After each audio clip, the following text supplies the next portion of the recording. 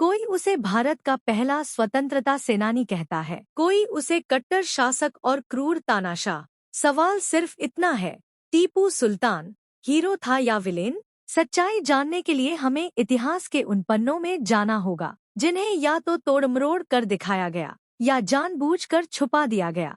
टीपू सुल्तान का जन्म 1750 में हुआ। वे हैदर अली के पुत्र थे और मैसूर राज्य के शासक बने। बचपन से ही अरबी, फारसी, कन्नड़ और उर्दू के जानकार, युद्ध कला में प्रशिक्षित और अंग्रेजों के बढ़ते प्रभाव से गहराई से चिंतित, टीपू सुल्तान खुद को कहते थे, मैं एक दिन शेर की तरह जीना पसंद करूंगा, बजाय 100 साल गीदड़ की तरह जीने के। टीपू सुल्तान ने ईस्ट इंडिया कंपनी के खिलाफ 4 बड़े युद्ध लड़े। आंग्ल मैसूर युद्ध, उन्होंने अंग्रेजों को कई बार हराया। आधुनिक रॉकेट तकनीक का उपयोग किया। फ्रांस से मित्रता कर अंग्रेजों को चुनौती दी। उस दौर में जब कई भारतीय राजा अंग्रेजों से समझौता कर रहे थे, टीपू सुल्तान ने आखिरी सांस तक लड़ना चुना। इसी वजह से कई इतिहासकार उन्हें भारत का पहला स्वतंत्रता सेनानी मानते हैं। टीपू सुल्तान सिर्फ योद्धा नहीं था, उसने सड़कें, सिंचाई व्यवस्था विकसित की, व्यापार को बढ़ावा दिया, रेशम उद्योग को बढ़ाया, अपने सिक्के और कैलेंडर चलाए, कई हिंदू मंदिरों को दान भी दिया,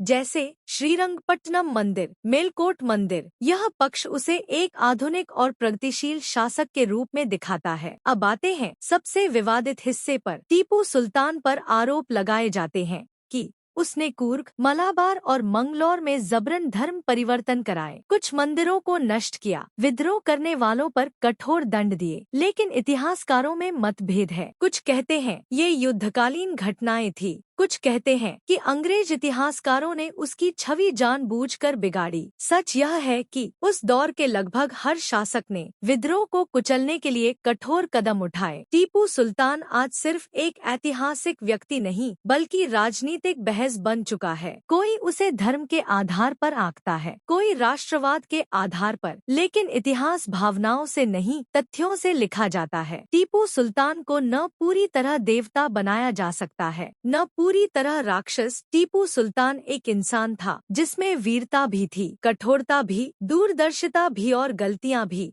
वह अंग्रेजों के खिलाफ डटकर खड़ा हुआ, अपने राज्य को मजबूत बनाना चाहता था। लेकिन कुछ फैसले आज भी सवालों के घेरे में हैं। इतिहास को हीरो या विलेन के खांचे में मत बांटो, इतिहास को समझो, क्योंकि सच्चाई अक्सर 2 चरम सीमाओं के बीच कहीं होती है।